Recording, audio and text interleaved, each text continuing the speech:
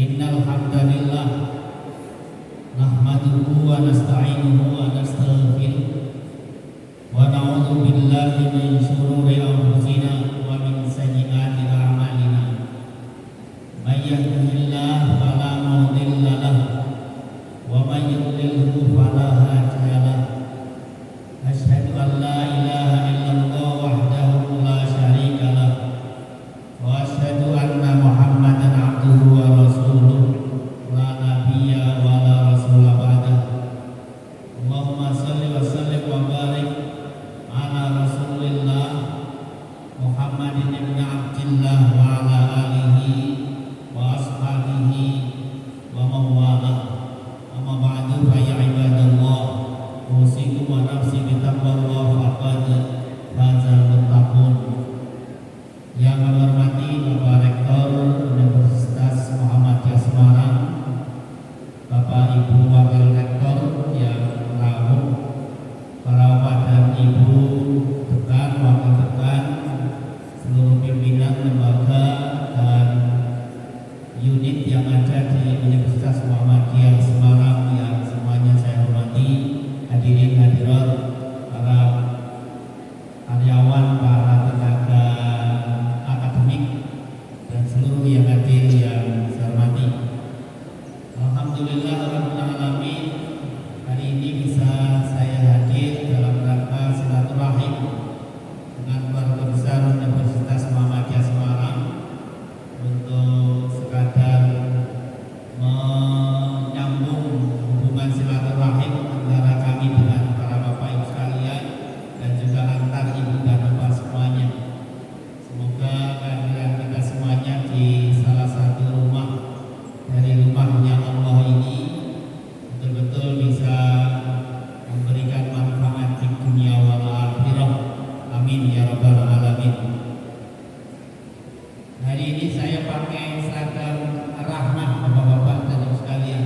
Ini seragam PT Ar-Rahmah Tour, yaitu perusahaan penyelenggara umroh yang resmi miliknya Muhammadiyah Jawa Tengah.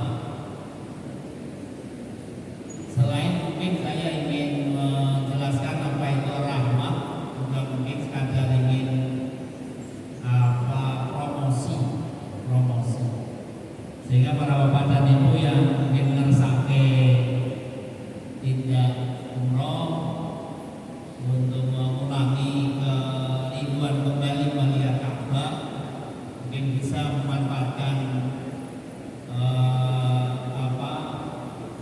kaum milik Muhammadiyah, resmi milik Syarikatan Muhammadiyah, untuk bersama-sama melaksanakan ibadah umroh itu.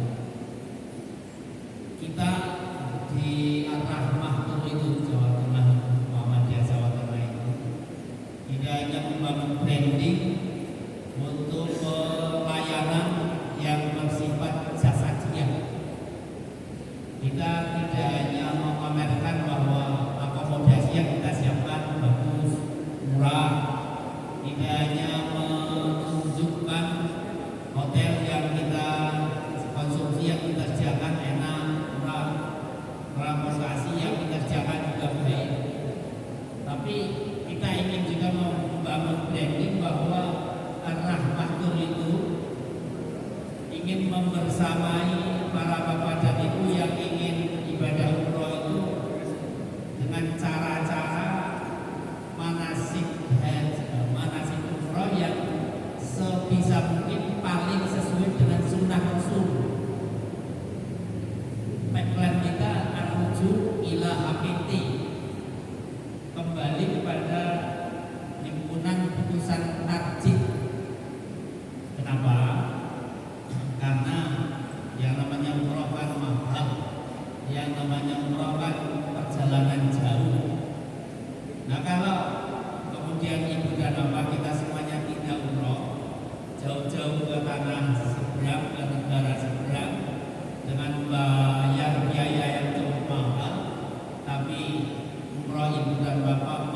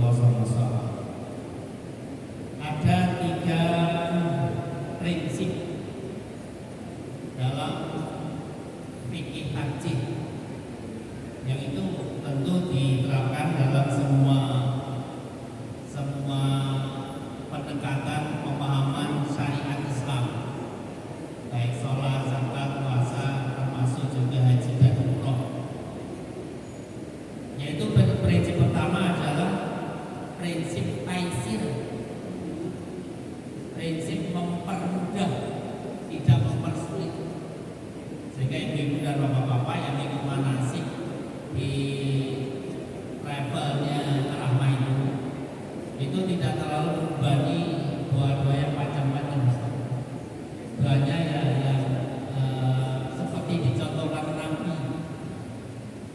Kalau ibu dan bapak mentelaah kitab-kitab yang menjelaskan tentang bagaimana umroh Rasul, haji Rasul, itu doanya ya tidak terlalu harus panjang. Walaupun ketika bisa panjang ya silahkan juga. Tapi ketika misalnya ada masyakoh, ada kesulitan, keberatan untuk bisa menghafal panjang, itu ada diterapkan prinsip taisir, dipermudah. Mikot juga, kan kadang ada yang mau berat-beratkan diri. Mikot itu harus sekian menit sebelum mendarat di Jeddah, harus dan sebagainya. Di Najih itu ada taisir. Ulama sudah sepakat, Najih juga sudah memfatwakan mikot dari Jeddah itu juga sah, itu juga benar. Itu juga yang lain-lain, termasuk umroh-umroh selama di tanah suci, sekali datang ke sana tidak harus ngoyo. Sehari harus bisa umroh 5 kali, umroh sunnah. Dan dalam tarjih itu sekali hadir di tanah suci ya cukuplah sekali itu kita menunaikan umroh, tentu sebisa mungkin semaksimal yang kita bisa untuk terpenuhi segala rukun dan wajib umroh. Pertama, taisir. Prinsip kedua adalah biqadril istita'ah, sesuai kemampuan, tidak dipaksa untuk melakukan yang tidak mampu, termasuk tadi soal doa. Kalau memang bisa apa doa-doa yang memang maksud, kita contohkan Al-Quran, Al-Hadis, monggo. Tetapi kalau tidak, tawaf misalnya, yang disebutkan dalam hadis yang dinukil dalam HPT, itu doa yang dianjurkan dibaca ya doa sang jagat dari rukun Yamani sampai Hajar Aswad. Rabbana atina fid dunya hasanah wa fil akhirati hasanah wa qina adzabannar. Pasti mayoritas kita semuanya hafal doa sang jagat. Kalau misalnya ditambah yang lain mau juga, tapi kalau tidak bisa tidak dipaksakan dan tidak kemudian harus trauma mau roh Anda berani karena belum hafal doa yang cetak Kementerian Agama itu. Tidak harus seperti biqadril istita'ah, ittaqullaha mastata'tum. Allah merintahkan kita untuk melakukan amal sebagai konsekuensi ketakwaan kita itu sesuai kemampuan, bukan sebisanya, tetapi sesuai kemampuan. Prinsip ketiga adalah tidak menimbulkan madharat, la dharara wa la dhirar, baik bagi diri maupun bagi orang lain. Fenomena yang sering kita lihat di area Ka'bah adalah terkait dengan mencium Hajar Aswad. Prinsip ini sangat diabaikan oleh mayoritas jamaah haji dan umroh kita. Demi bisa mencium Hajar Aswad yang itu memang sunnah Nabi, itu segala hal bisa dilakukan. Dia lakukan maksa diri, sikut kiri, sikut kanan, nyorong kiri, nyorong kanan gitu. Sampai banyak orang-orang yang terzalimi karenanya. Kalau perlu bayar orang untuk nyisih ke yang lain agar bisa nyium Hajar Aswad. Itu tidak memperhatikan prinsip la dharara wa la dhirar. Dalam tarjih, kalau memang situasinya tidak memungkinkan, justru disarankan lebih baik tidak usah melakukan itu, karena madharatnya lebih besar ketika dipaksakan. Prinsip ketiga. Prinsip yang keempat adalah mengikuti sunnah Rasul. iktibar bi sunnati Rasulillah sallallahu alaihi wasallam. Apa yang ditunjukkan lakukan, apa yang tidak harus dilakukan. Umroh cukup sekali ketika kita datang sekali ke sana, tidak harus berkali-kali melakukan umroh sunnah. Yang sunnah adalah tawaf sunnah berkali-kali. Kalau umrohnya cukup sekali datang, ya sekali itu kita melakukan. Apa pahalanya lebih sedikit dari yang berkali-kali umroh sunnah. Pahala itu urusannya malaikat. Tugas kita adalah melakukan ibadah ittiba bi sunnati Rasulillah sallallahu alaihi wasallam.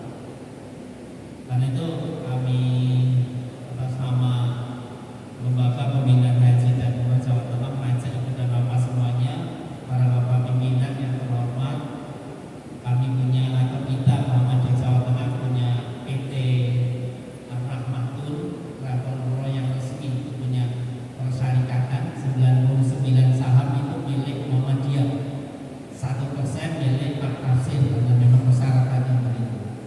Monggo kalau yang bersake kita umroh bisa bersama Ar-Rahmatul, insyaallah kita berusaha agar manasik dan ibadah yang dilakukan selama umroh itu sesuai sedekat mungkin dengan tuntunan Rasulullah SAW. Dan umpama ada yang tidak, kita terbuka untuk menerima masukan saran kritik dari para bapak dan ibu sekalian. Kemarin kami baru dipanggil pimpinan wilayah untuk melaporkan progres program-program RPHU termasuk Rahmatul. Kita sudah memberangkatkan 9.000 jamaah sejak tahun 23 akhir, dan kita sedang dalam proses untuk menjadi PIHK, penyelenggara haji khusus, penyelenggara ibadah haji khusus. Cuma ini ada masalah karena proses dimulai ketika Kementerian Agama masih ngurusi haji, tetapi proses belum selesai. Sekarang Kementerian Agama tidak lagi ngurusi haji, sehingga tidak tahu nanti Kementerian Haji dan Umroh yang baru itu akan melanjutkan prosesnya atau harus diproses ulang. Yang ketiga, nanti kita sudah menjadi PIHK, itu kita juga melayani bulan bapak yang masa kita haji dengan program khusus tadi, tidak harus menunggu lama-lama. Baik para ibu dan bapak sekalian, para pimpinan yang saya hormati, saya dapat tugas dari Moro Kiai di Unimus untuk matur tentang haji dan umroh. Jane betapapun saya dapat tugas untuk mengurusi pembinaan haji dan umroh, ya tidak harus untuk bicara soal haji dan umroh, bisa ikut-ikutan, tidak harus dicocok-cocokkan dengan kesibukan seharian, tetapi karena didahului ya sama kami sedikit mematur tentang haji dan umroh.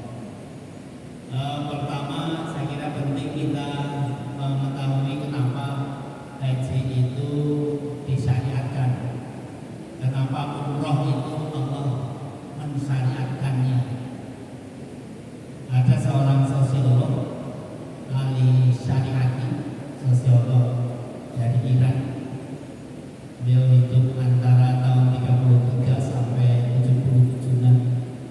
Beliau itu mati muda, wafat muda, 44 tahun sudah wafat, tapi beliau termasuk orang yang pikiran-pikiran yang revolusioner, dan pikiran-pikiran beliau diantaranya yang menginspirasi ada revolusi Iran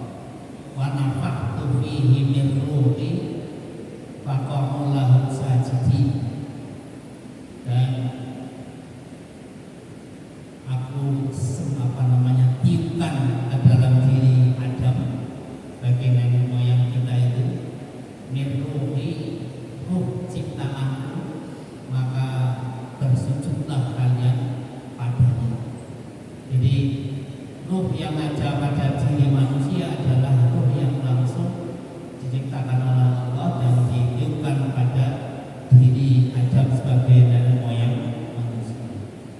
Dan kemudian di ayat yang lain Al-Baqarah yang di layar ini juga ada ayat 34, Allah berfirman wa qulna lil malaikati isjudu li adama fasajadu illa iblis. Allah perintah malaikat untuk sujud kepada Adam, tetapi manusia itu malah haram kalau sujud kepada malaikat. Haram manusia itu sujud kepada sesama manusia. Haram manusia itu sujud kepada siapapun selain Allah. Termasuk para istri itu haram sujud kepada para suami. Walaupun Rasul pernah ngendikan andai kata, tapi itu hanya andai kata. Tapi hakikatnya manusia itu haram sujud kepada sesama manusia. Yang boleh itu hanya pada Allah. Dan ketika penciptaan awal manusia, malaikat sujud pada Adam. Itu analisis ahli syariat. Kenapa ada syariat kurban? Salah satu alasannya manusia itu sesungguhnya punya titisan ketuhanan. Manusia itu adalah makhluk ilahiyah. Yang kedua, walaupun manusia itu Allah tiupkan ruh dari ciptaannya, tetapi sesungguhnya manusia juga sudah menyatakan diri, membuat fakta integritas untuk mengakui Allah sebagai Tuhannya. Kalau Bapak bisa baca ayat Al-Quran di surat Al-A'raf ayat 172, wa in akhadha rabbuka min bani adama min zuhurihim dzurriyyatahum wa asyhadahum ala anfusihim alastu bi rabbikum. Jadi ketika kita masih ada di sulbi para orang tua kita, maka kita itu dimintai menandatangani fakta integritas. Ditanya oleh Allah, alastu bi rabbikum, apakah kamu mengakui bahwa saya adalah Tuhan kamu? Qalu bala, kita semuanya mengakui, menandatangani itu fakta integritas itu. Syahidna, kami menyaksikannya.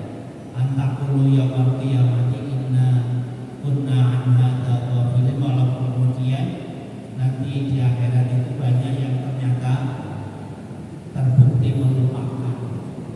Ketika di dunia dia lupa bahwa dia pernah bersaksi akan mengakui Allah sebagai Tuhan. Itu juga di surat Ar-Rum ayat tentang fitrah manusia. Faqim wajhaka lid-dini hanifah fitratallahi allati fatara an-nasa 'alaiha. Manusia itu punya fitrah cenderung kepada kebaikan, dan la tabdila li khalqillah, tidak ada gantinya sesungguhnya dari fitrah para kebaikan itu. Tetapi karena perkembangan sejarah, karena masa yang dilalui setiap manusia, maka manusia tidak selamanya ingat akan janjinya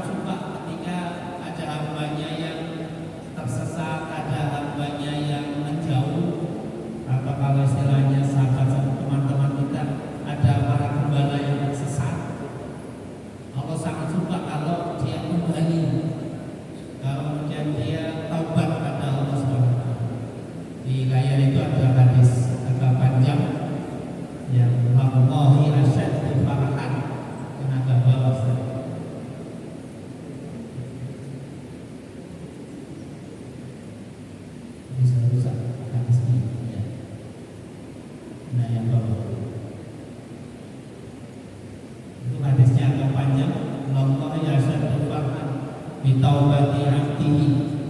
Allah itu sangat suka kalau ada hambanya yang kembali. Haji itu adalah prosesi yang diinginkan oleh Allah sebagai proses kembalinya seorang hamba pada Allah.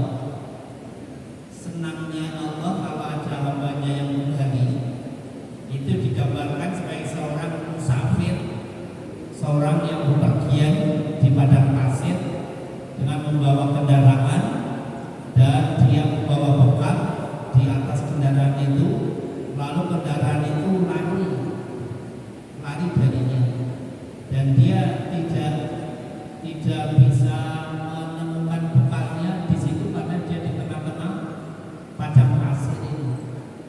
Maka kemudian dia berteduh di bawah pohon, dan ketika ia berteduh tiba-tiba kendaraannya itu, untanya itu datang lagi dengan segala bekal yang tadinya ia miliki itu. Maka karena senangnya maka orang itu mengatakan, Allahumma anta abdi wa ana rabbuk. Wahai untaku, kau adalah hambaku, saya ini Tuhanmu. Akhta'a min syiddatil farah, kata Rasulullah. Dia salah ngomong karena saking senangnya. Jadi betapa seorang ketika kembali dari tersesatnya kehidupannya itu sangat-sangat disenangi oleh Allah Subhanahu wa Ta'ala.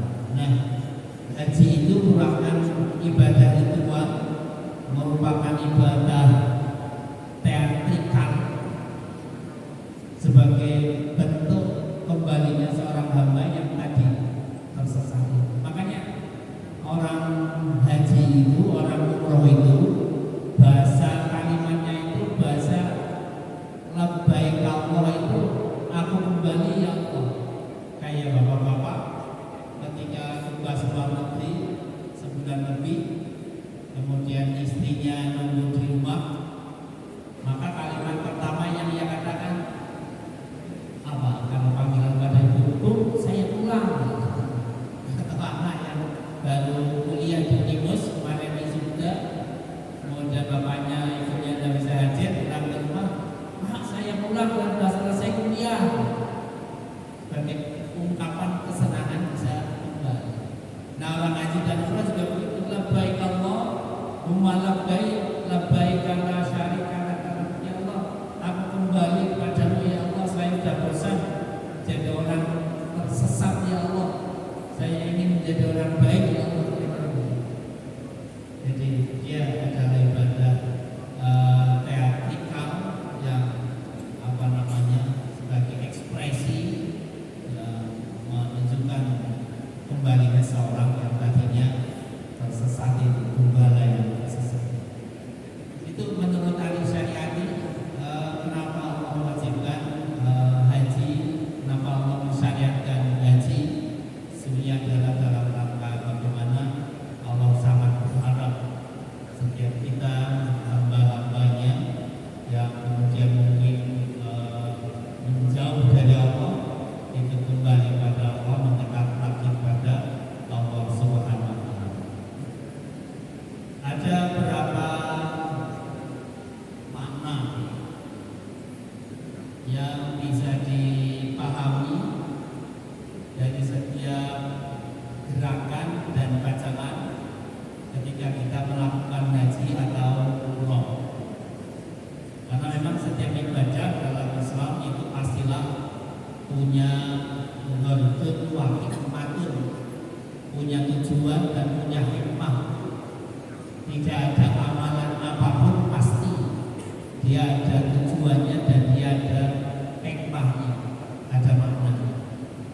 Cuma sayangnya banyak di antara kita, jamaah haji kita, yang mengabaikan pemaknaan setiap gerakan dalam haji. Saya pernah diwawancarai seorang peneliti tentang penilaian terhadap penyelenggaraan haji, yang katanya semakin tahun kan semakin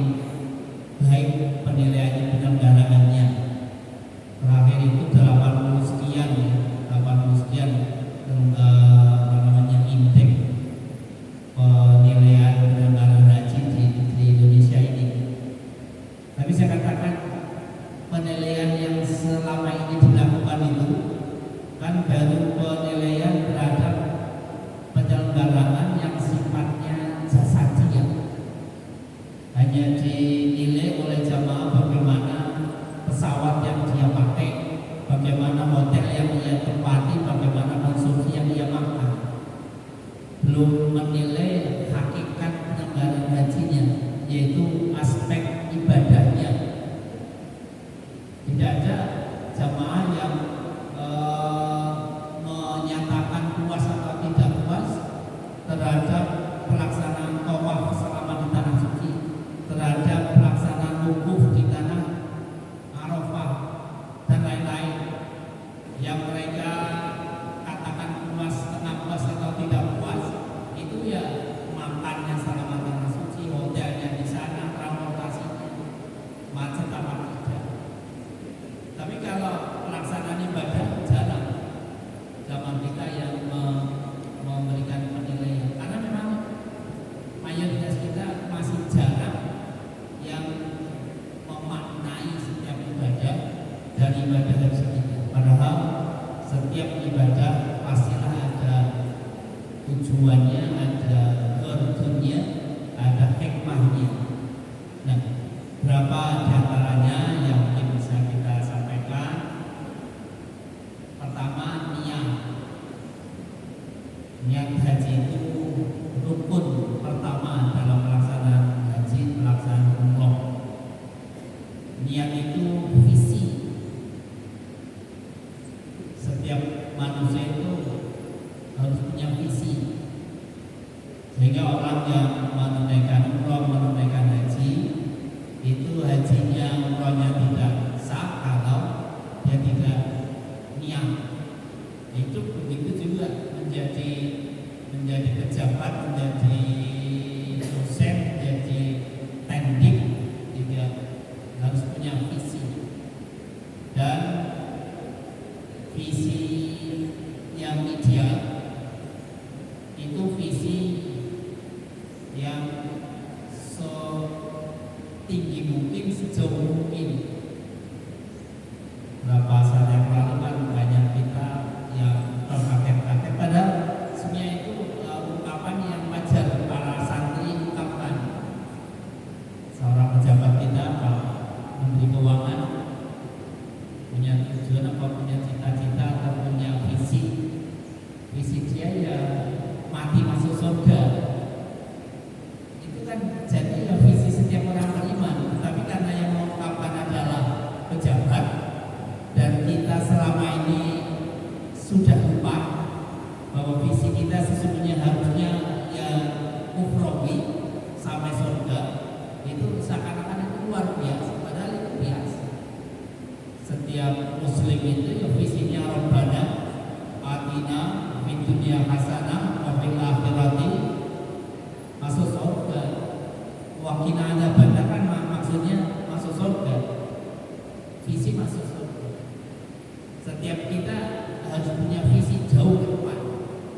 Tidak sekadar saya jadi dosen unimus, visi saya harus jadi rektor. Itu terlalu pendek, terlalu sederhana, terlalu murah. Visi saya karena saya tendik, nanti saya harus jadi kepala bagian apa gitu. Itu terlalu sederhana. Mahasiswa juga begitu. Visi saya harus segera tamat, segera lulus tahun sekian. Sekadar kita mati masuk surga. Monggo Pak Yai Rahmat. Jadi gitu Pak. Itu visi. Setiap kita punya visi, dan ketika haji, ketika umroh, kita diajari harus niat. Nah, niat dalam haji itu dijajarkan. Dalam haji juga diajarkan niatnya haji itu dijajarkan. Beda dengan yang lain-lain. Kalau yang lain-lain kan penjelasan di tarjah itu an-niyatu amalul qalbi. Niat itu pekerjaan hati. Tapi khusus untuk haji dan umroh, niatnya itu harus bil lisan, tidak hanya bil qalbi. Tetapi niat dalam haji dan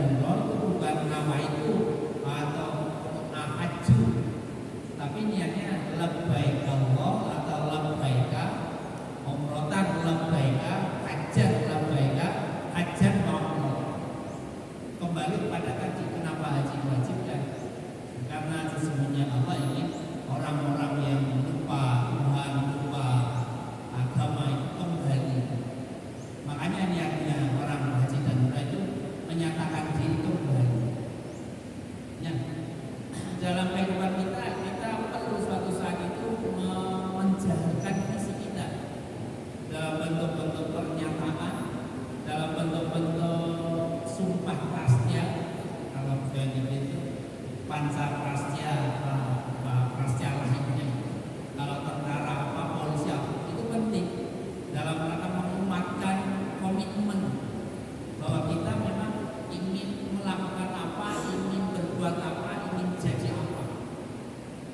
Visi pada saat-saat tertentu perlu kita jaga, termasuk Mars Sang Surya itu penting dinyanyikan dalam rangka menguatkan bahwa kita adalah ketika ada program, ketika ada gerakan, ketika ada tuntutan untuk melakukan sesuatu yang itu utama, yang itu mulia, maka sami'na wa ata'na kan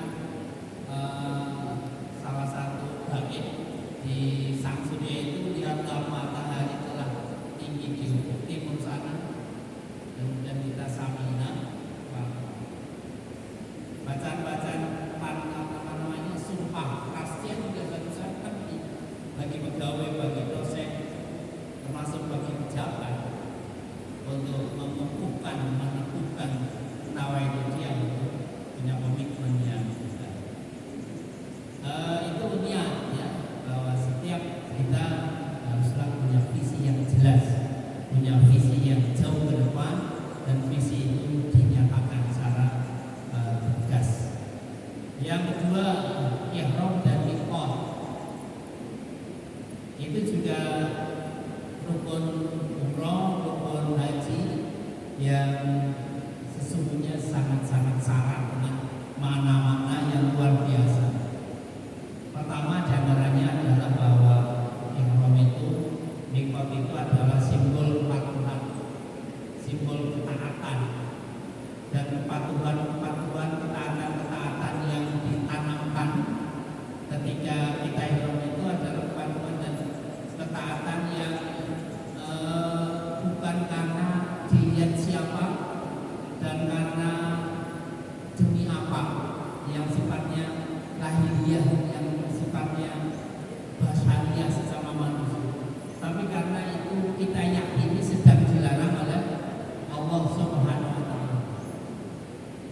Sehingga kita ketika ihram tidak pakai pakaian berjahit, ketika kita ihram tidak memakai wangi-wangian, ketika ihram kita tidak pakai hal-hal yang dilarang, itu karena mematuhi aturan, mematuhi larangan.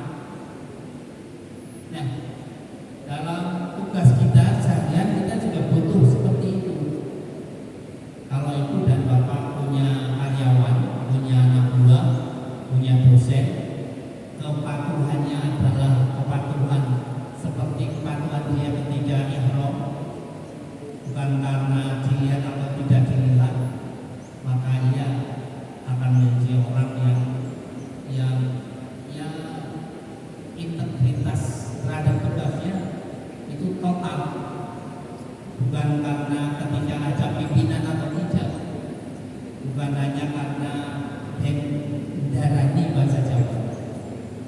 Kan ada ayat Al-Quran, ma'ayam itu min qaulin illa ladaihi raqibun atid. Dia punya keyakinan bahwa dimanapun, di situasi apapun, itu setiap gerak dan langkah pasti diawasi oleh dua malaikat, oleh malaikat raqib, malaikat atid. Walaupun mengatakan itu bukan nama malaikat, tapi Al-Quran menyebut itu sebagai ungkapan bahwa setiap langkah kita, gerakan kita itu tercatat, terpantau. Kalau sekarang sudah teknologi CCTV sudah ketinggalan zaman, sebenarnya sejak dulu Rasulullah SWT sudah punya teknologi seperti CCTV, sudah mengawasi setiap gerak dan perilaku manusia. Yang kedua, ihram itu juga ibadah simbolik, di mana seorang saat itu disyariatkan untuk tampil apa adanya. Tidak usah pakai topeng, tidak usah pakai aksesoris apapun, tidak usah pakai tutup, sehingga dia tampak diri apa seadanya. Baik yang bapak-bapak maupun yang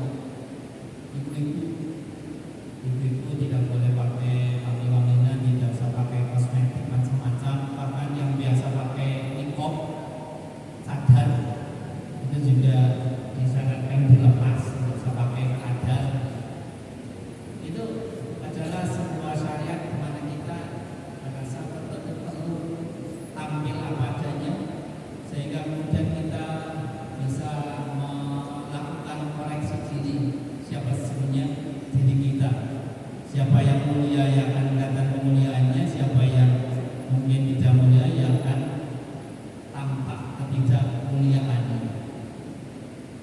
Kenapa tidak boleh pakai wangi-wangian? Karena Allah sedang mencoba kita, cobalah menjadi orang yang menarik bukan karena wanginya minyak wangi, tetapi karena wanginya kata-kata kita, tetapi karena wanginya perilaku kita. Kenapa kita tidak boleh menutup kepala? Karena Allah ingin agar kita bisa menikmati alam semesta ini apa adanya. Karena sebenarnya semua yang Allah ciptakan itu sudah diperhitungkan sedemikian rupa sesuai kebutuhan manusia. Banyak teman kita, keluarga kita yang punya penyakit yang dokter sulit mencari apa sih penyakitnya, tapi ternyata kemudian dia ditemukan karena dia jarang menghasilkan matahari, karena hidupnya selalu di mana-mana pakai AC, masuk masjid pakai AC, nanti keluar dari masjid masuk mobil yang ada AC, nanti masuk kantor ya AC, nanti pulang rumah tidur juga harus pakai AC.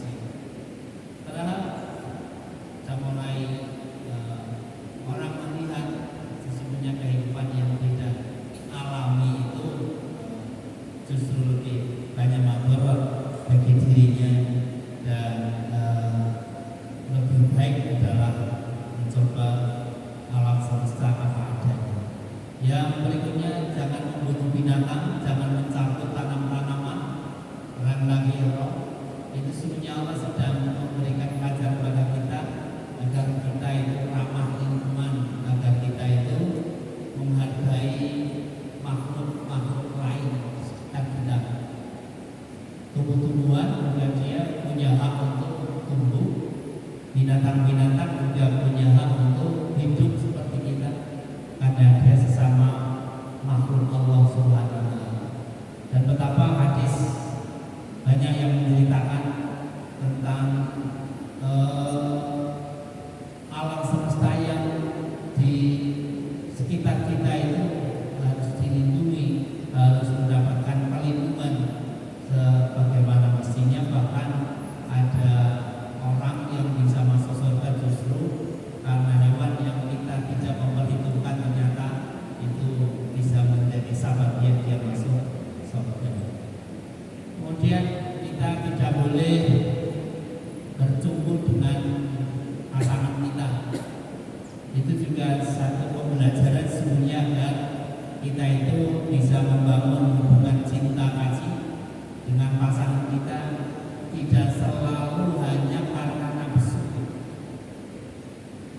Kita pernah dapat nasihat dari orang tua ketika pertama pengantin menikah, cintanya itu mungkin cinta karena mawaddah, karena lebih karena nafsu. Kalau nanti nafsunya tidak tercukupi bisa jadi akan berkurang cintanya. Tapi berkembang berikutnya maka kemudian harus dibangun cinta itu karena rahmat, karena kasih sayang. Orang keluarga yang sudah umur di atas 60 tahun itu tentu bangunan cintanya bukan hanya dibangun karena cinta, bukan karena nafsu, tapi harus di atas kasih sayang.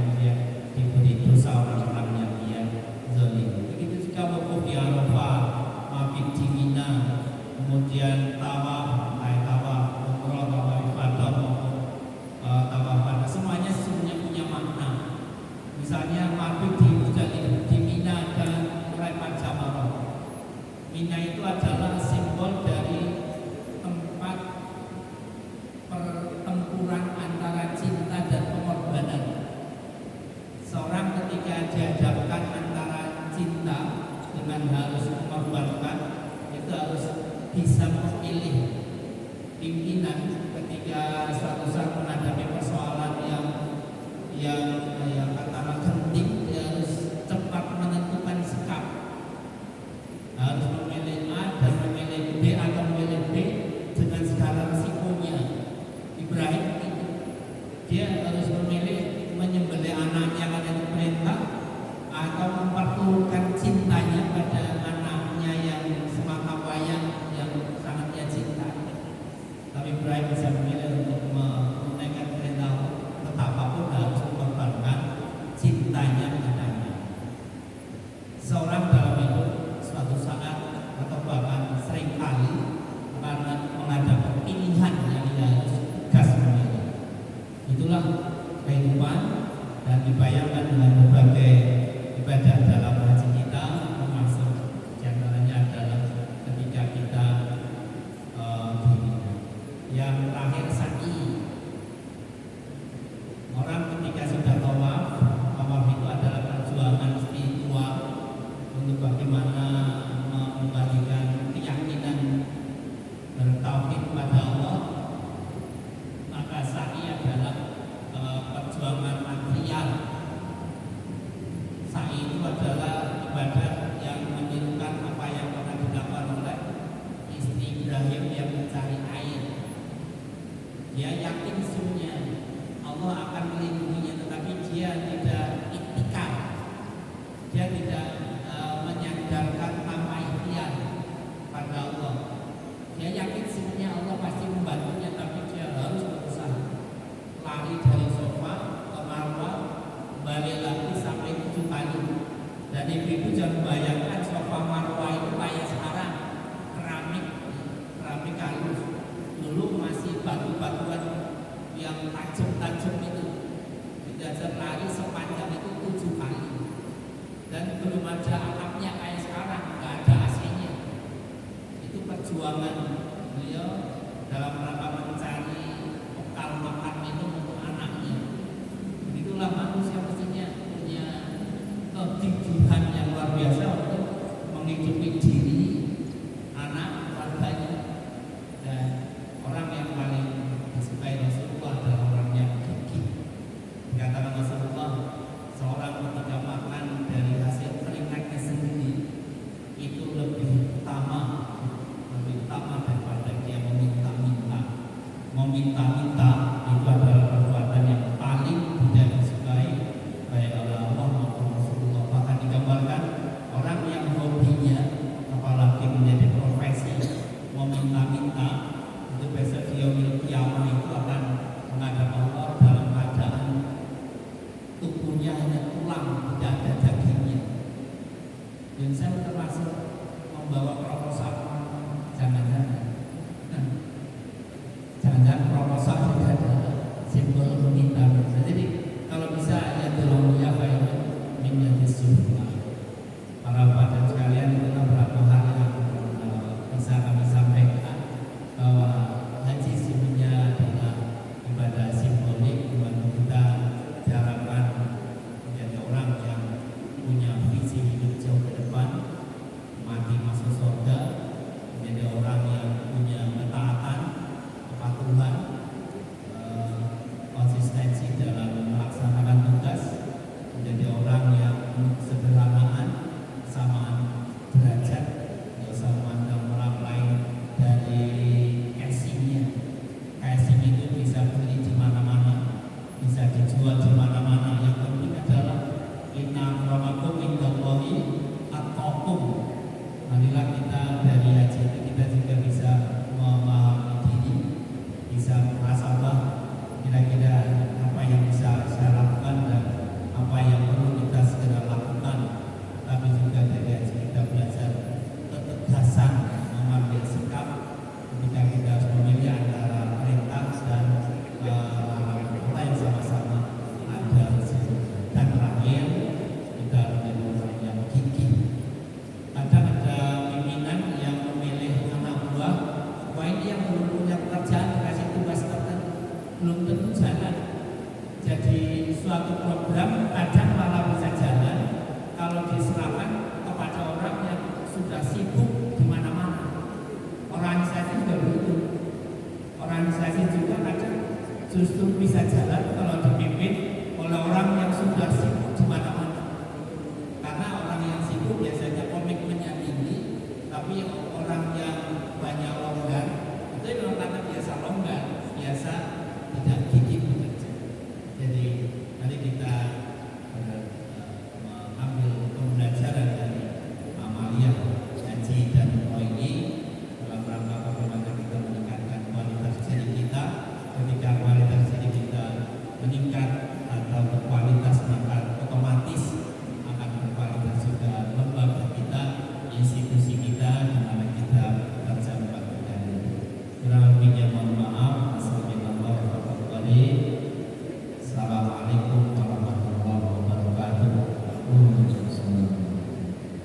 khusyuk.